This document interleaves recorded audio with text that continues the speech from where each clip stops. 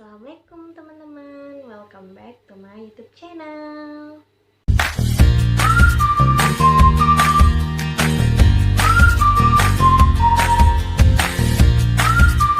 Nah, pada video kali ini saya ditugaskan untuk membuat sebuah video tentang pendekatan naratif dan proses konseling naratif. Video ini dibuat untuk menyelesaikan tugas mata kuliah Teori dan Praktek Konseling Postmodern yang diampu oleh dosen Ibu Dr. Farida Aryani MPD.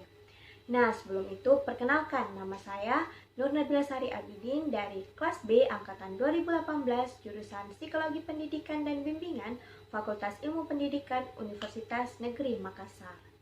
Nah, untuk mengefisienkan waktu video, langsung saja kita ke video penjelasannya. Nah, yang pertama ada pengertian. Terapi naratif adalah bentuk psikoterapi yang menggunakan narasi. Pada awalnya dikembangkan selama tahun 1970-an dan 1980-an oleh bangsa Australia yaitu Michael White. David Epson dari Selandia Baru, pendekatan mereka menjadi terkenal di Amerika Utara setelah terbitnya buku mereka. Pendekatan ini mempunyai nama yaitu naratif konseling atau konseling naratif. Naratif konseling mempunyai pandangan konstruksionis, sosial, naratif postmodern, dan menyoroti bagaimana kekuatan pengetahuan dalam keluarga dan kebenaran serta sosial lainnya. Nah, yang kedua itu ada biografi tokoh. Yang pertama ada Michael White. Michael White adalah salah satu pendiri bersama David Epson dari gerakan terapi naratif. Dia berada di pusat Bruwich di Adelaide, Australia, dan pekerjaannya bersama keluarga dan masyarakat telah menarik minat internasional yang luas. Yang kedua itu ada David Epson. David Epson adalah salah satu pengembang terapi naratif. Dia adalah co-direktur pusat terapi keluarga di Auckland, Selandia Baru. Dia adalah seorang pengenal internasional yang memberikan ceramah dan lokakarya di Australia, Eropa, dan Amerika Utara. Yang ketiga itu ada hakikat manusia. Hakikat manusia yaitu, menurut pendekatan naratif, manusia adalah makhluk yang memiliki kapasitas untuk berpikir kreatif dan imajinatif. Praktisi naratif tidak berasumsi bahwa mereka tahu lebih banyak tentang kehidupan klien daripada mereka. Klien adalah penafsir pertama dari pengalaman mereka sendiri. Orang-orang dipandang sebagai agen aktif yang mampu mendapatkan makna dari dunia pengalaman mereka. Dengan demikian, proses perubahan dapat dipermudah. Selanjutnya yaitu yang keempat ada tujuan dari konseling. Tujuan umum terapi naratif adalah mengundang orang untuk menggambarkan pengalaman mereka dalam bahasa baru dan segar. Dalam melakukan ini, mereka membuka pemandangan baru tentang apa yang mungkin. Bahasa baru ini memungkinkan klien untuk mengembangkan makna baru untuk pikiran, perasaan, dan perilaku bersama. Terapi naratif hampir selalu mencakup kesadaran akan dampak berbagai aspek budaya dominan pada kehidupan manusia. Praktisi naratif berupaya untuk memperbesar persepsi dan fokus serta memfasilitasi penemuan dan pencipta opsi baru yang unik bagi orang yang mereka lihat. Nah, selanjutnya yaitu ada tahap-tahap. Yang pertama itu membentuk kelompok. Membentuk inisial atau kesepakatan kelompok, utamanya membentuk pemahaman bahwa peserta didik itu tidaklah bermasalah, tetapi masalah adalah masalah. Yang kedua yaitu mengembangkan cerita alternatif. Dan yang ketiga yaitu membentuk karakter terpisah, membuat konseling dan cerita adalah dua hal yang terpisah. Yang keempat itu menginternalisasi karakter. Menginternalisasi masalah karakter untuk memisahkan orang atau individu dari masalah. Yang kelima yaitu lanjutan, identifikasi diri dan anggota, agar anggota pada tiap-tiap tim berpikir mengenai strategi untuk dapat mengubah karakter masing-masing dari setiap anggota timnya. Dan yang keenam yaitu penguatan, memahami setiap manusia diciptakan berbeda dan dengan tujuan yang berbeda. Yang ketujuh itu menemukan cerita alternatif masing-masing konseling. Dan yang kedelapan itu perayaan, memberikan penghargaan kepada konseli yang telah berkomitmen dan dapat berubah. Nah, selanjutnya itu ada teknik konseling. Aplikasi terapi naratif dan efektif lebih tergantung pada sikap dan perspektif terapis daripada teknik. Dalam praktek terapi naratif, tidak ada resep, tidak ada agenda yang ditetapkan, dan tidak ada formula yang dapat diikuti oleh terapis untuk memaksimalkan hasil positif. Dari kerangka kerja konseptual ini bahwa praktik diterapkan untuk membantu klien dalam menemukan makna baru dan memungkinkan baru dalam kehidupan mereka. Yang pertama itu ada pertanyaan. Pertanyaan yang diajukan oleh terapis naratif mungkin tampak tertanam dalam percakapan yang unik, kayak seperti penemuan peristiwa unik atau eksplorasi proses dan imperatif budaya yang dominan. Terus yang kedua itu ada eksternalisasi dan dekonstruksi. Eksternalisasi adalah satu proses untuk mendekonstruksi kekuatan narasi. Proses ini memisahkan orang dari identifikasi dengan masalah. Ketika klien memandang diri mereka sebagai masalah, mereka dibatasi dalam cara mereka dapat menangani masalah secara efektif. Ketika klien mengalami masalah karena terletak di luar diri mereka menciptakan hubungan dengan masalah tersebut. Misalnya, ada perbedaan besar antara pemberian label seseorang alkoholik dan menunjukkan bahwa alkohol telah menginvasi kehidupan. Selanjutnya itu ada yang ketiga, itu mencari hasil yang unik. Dalam pendekatan naratif, pertanyaan eksternalisasi diikuti oleh pertanyaan yang mencari hasil yang unik. Terapis berbicara kepada klien tentang saat-saat pemilihan dan kesuksesan mengenai masalah tersebut. Hal ini dilakukan dengan memilih untuk memperhatikan setiap pengalaman yang berbeda dari kisah masalah terlapis dari seberapa tidak signifikannya hal ini bagi klien. Keempat itu ada cerita alternatif. Berjalan seiring dengan dekonstruksi dan terapis naratif mendengarkan pembukaan cerita baru, orang-orang dapat secara terus-menerus dan aktif mengorientasi kehidupan mereka, dan terapis naratif mengundang klien untuk menulis cerita alternatif melalui hasil yang unik, didefinisikan sebagai peristiwa yang tidak diprediksi oleh kisah jenuh masalah. Dan yang kelima itu ada dokumen, bukti-bukti.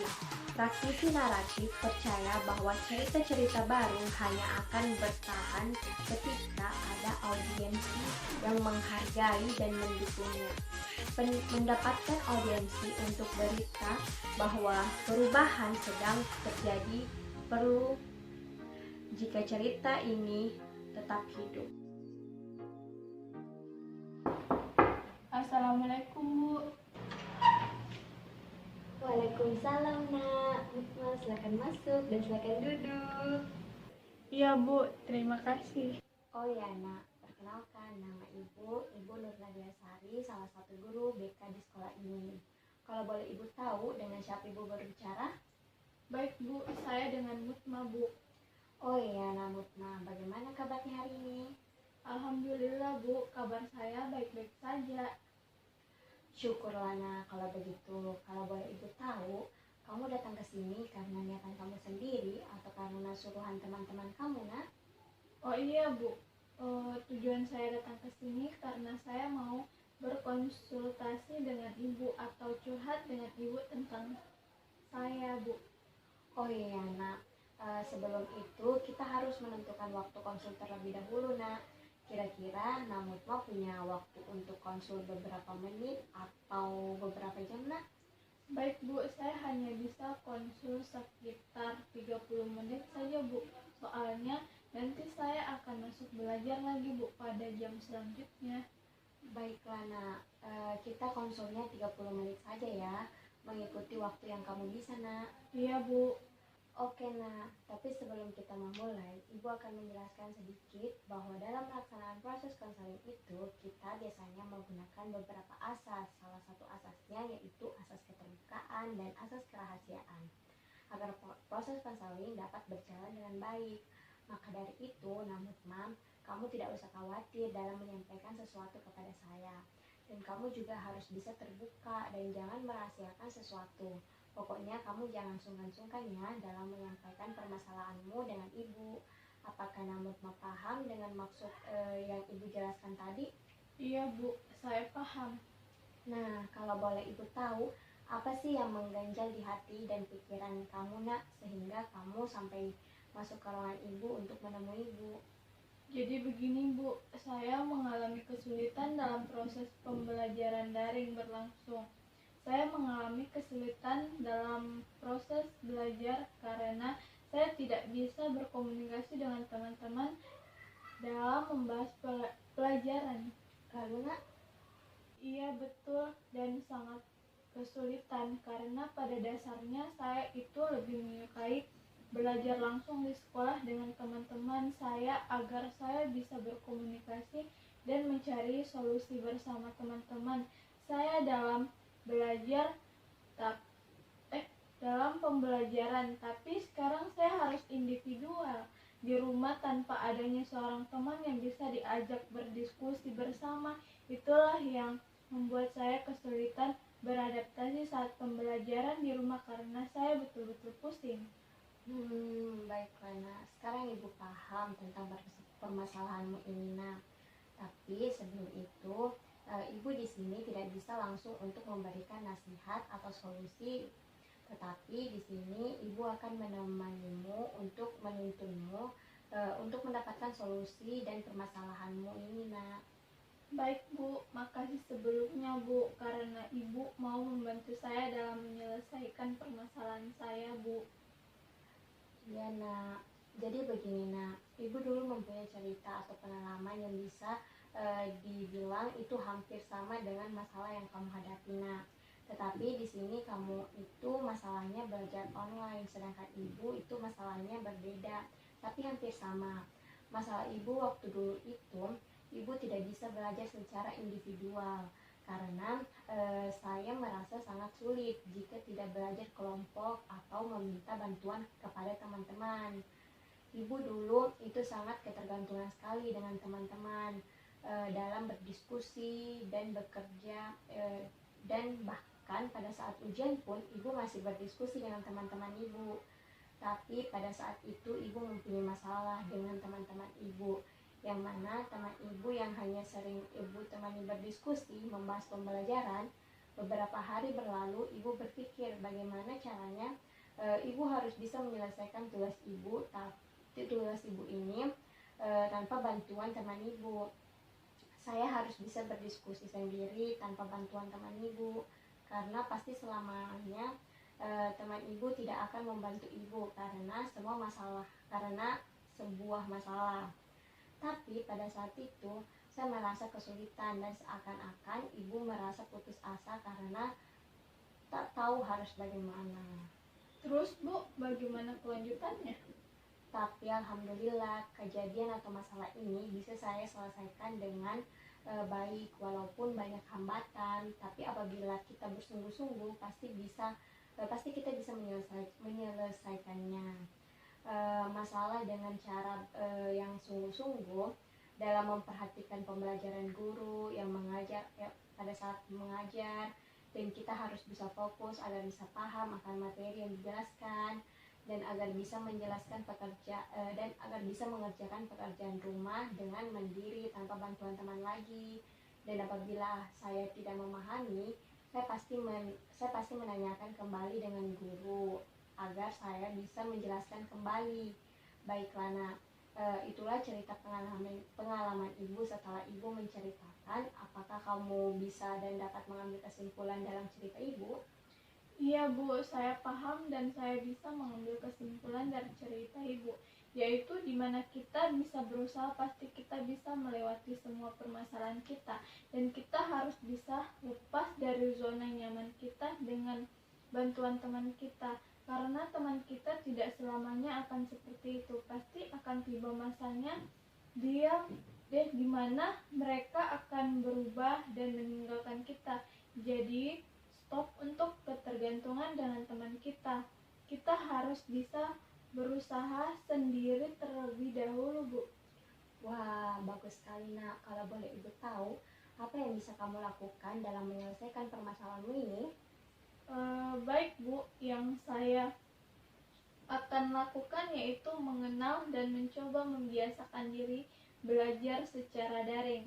Kemudian, saya juga harus mencoba belajar dan mengerjakan tugas dengan sendirinya tanpa bantuan teman-teman saya. Lalu, saya juga harus menghilangkan rasa kesulitan belajar yang ada dalam diri saya tanpa harus ketergantungan lagi dengan teman-teman saya. Dan jika saya benar-benar tidak bisa memahami pembelajaran tersebut, barulah saya menanyakan dan mendiskusikannya dengan teman saya melalui media elektronik. Intinya saya harus berusaha terlebih dahulu sebelum saya meminta bantuan kepada teman-teman saya, Bu.